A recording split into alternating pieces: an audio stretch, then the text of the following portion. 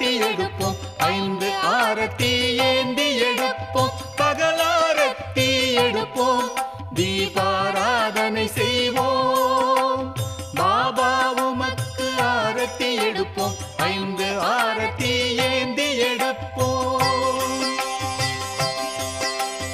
உறவினர்களே வாருங்கள், லக்ஷ்மிநாதனுக்கு ஆரத்தி எடுப்போம். தினமும் தீப ஆரத்தி எடுப்போம். தினமும் தீப ஆரத்தி எடுப்போம். பாபா உமக்கு ஆரத்தி எடுப்போம்.